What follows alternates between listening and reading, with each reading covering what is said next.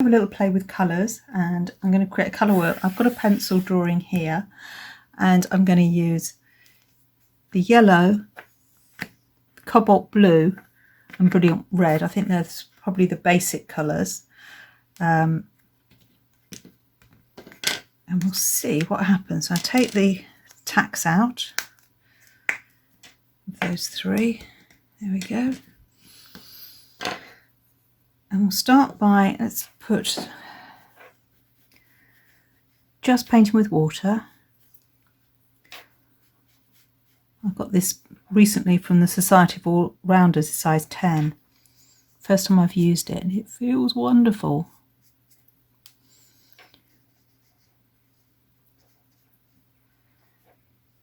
Okay, and now tapping in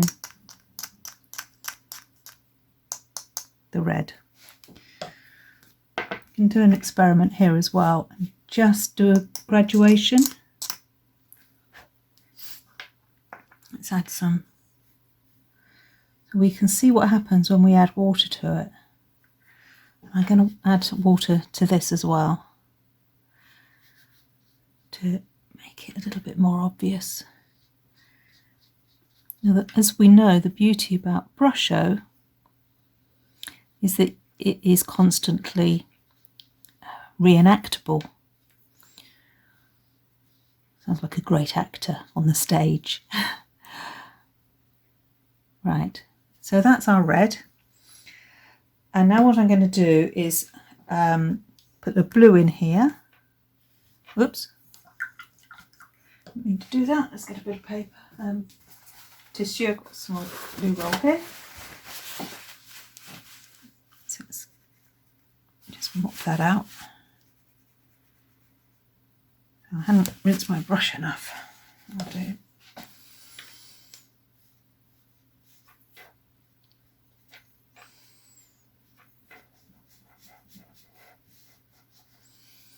And that was going to be blue, so the cobalt blue.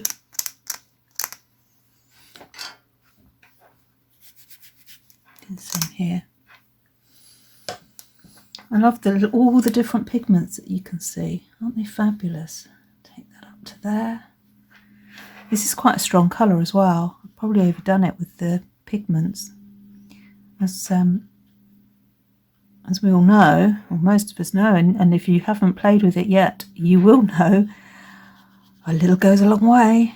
And you see where all the pigment is there, that will be constantly reenactable.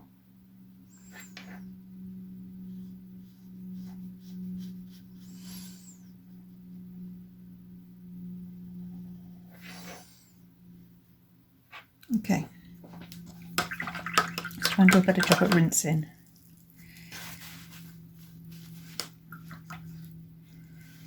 That's better. Okay, and now I'm going to use yellow and put yellow in here.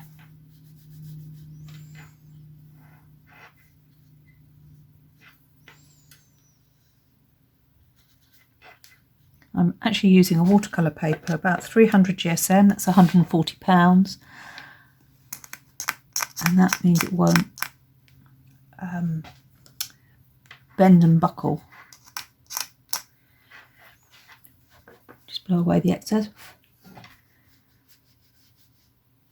And that's the yellow. Beautiful colours.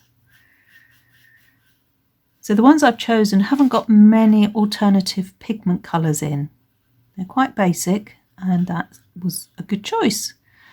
Totally amazingly arbitrary. Out of all the yellows I've got, I thought this would be, and all the reds and so forth. And I wanted to select something basic. I'm being a bit stronger with my rinsing the brush out.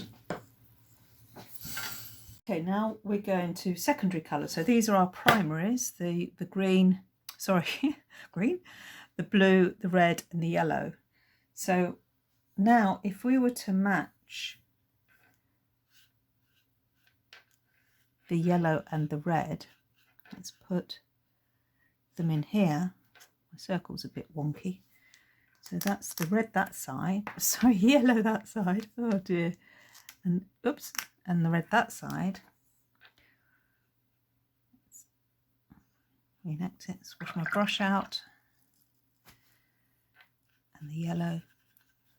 Got a bit carried away with the yellow, didn't I? Let's lift some out.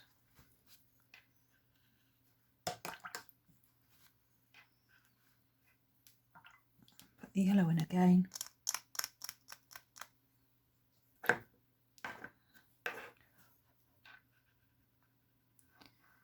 And what you actually get, and you can just about see it now, is an orange. So that's the first of our secondary colours. Let's do the same here. Oh dear, not very good at rinsing my brush, am I? That's better. So this time you can see how it's enacting again. Maybe that's the way I should have done it. Red on this side, let's try and be a bit more careful, and blue on this side. And now if we move this across, they should intermingle. And if we're lucky, we should start getting a sort of violet colour.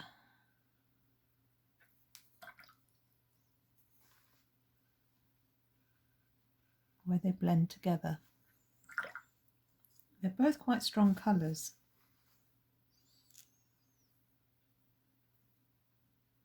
But we are getting a violet, just about.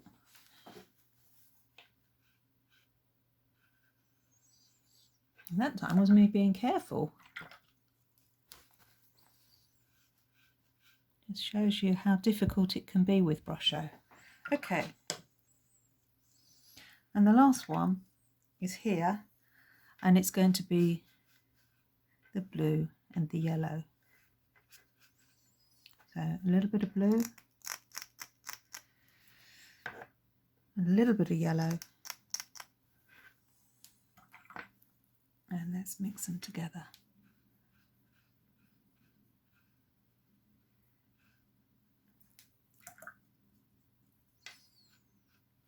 That blue is so strong.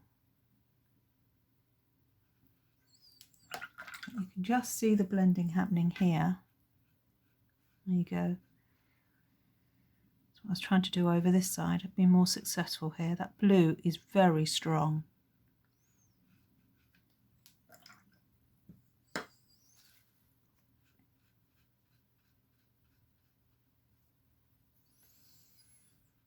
Anyway, you get the idea, hopefully.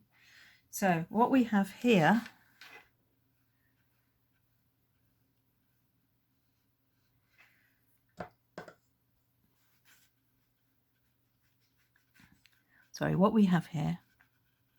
is the secondary colours. I'm just mixing that in a bit more. So we've got the, let's write them down. So this was Brilliant Red. Here is Cobalt Blue, and this one was yellow.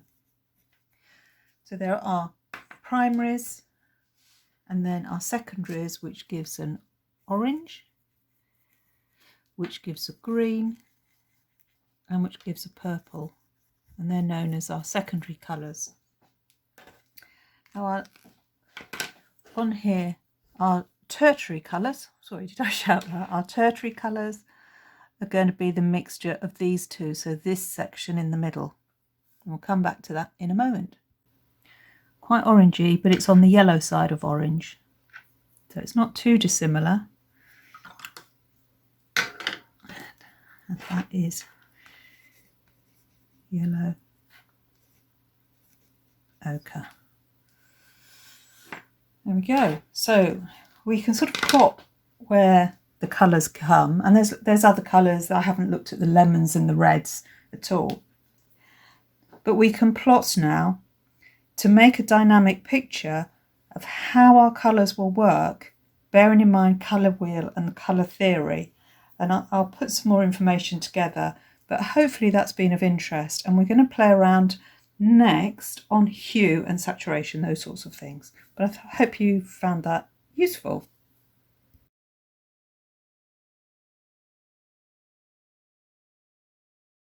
Okay, I've placed around here different colours that I've got, thinking about this colour wheel and how they work. So let's do a little bit of, this is leaf green, it's one of my favourites. So let's wet that again, tap a bit of leaf green in. I'm going to do the same over here because this is quite useful to see how it works. So that's my leaf green. Sea green is much bluer, isn't it?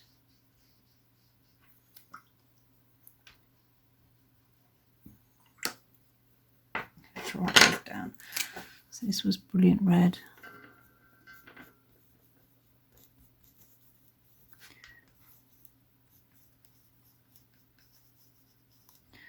That's leaf green. This one was sea green. This was yellow.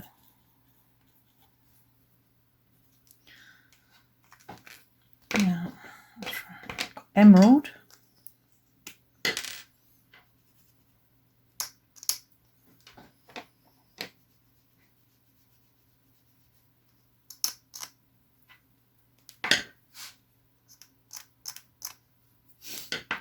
That's emerald. And this one's turquoise. And that is very blue. That's, so I'm going to put that one here. Let's write turquoise down. I never remember how to spell turquoise, which is terrible, isn't it? Turquoise. Now, we're still on greens.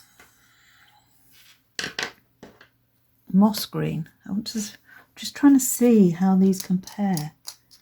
What pigments, what colours do we think they have? That's quite browny.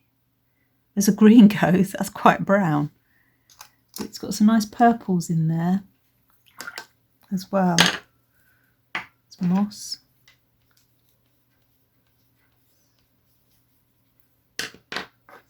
So, wow, that's really interesting. So if we were going this way round, between the cobalt blue and the purple, this one's Prussian. Water's getting very dirty, I have to go and change it in a minute. That's almost black. That's such a beautiful dark colour. Not many other pigments in that though. Prussian. Oops, I lost my tack there. No, I didn't. There it is. Let's put it to one side. Now this is violet, and I can never remember whether violet has more red in it or more blue in it. So let's do a little swatch here. Oh, I love it. I just love it. And you can also buy a purple in Brusho. So let's put, now that's got more red in it. So between the two, I've actually put them the right colour size. So that's the purple, and this one's the violet. Okay, moving round, let's do the oranges, and let's move these out of the way. That's orange, so we have a lovely orange. Let's put it above the word orange. So it's quite a nice strong colour.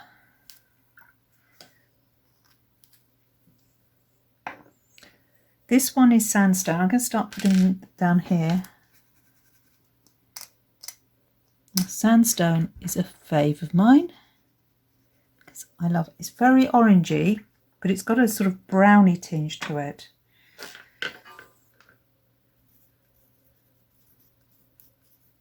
Sandstone. terracotta.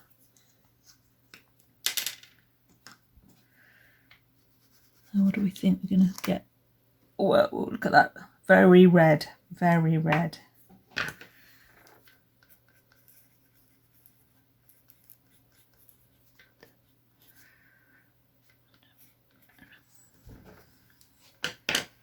And this is gamboge, and gamboge is one I didn't really understand before. I'd never come across it. Let's see what we've got here. Again, it's quite orangey. So if I was to do these on the wheel, that's probably going to go in there, terracotta the other side of the orange.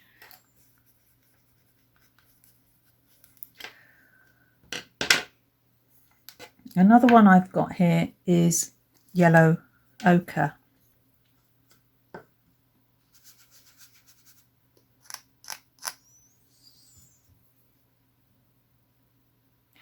Quite orangey, but it's on the yellow side of orange.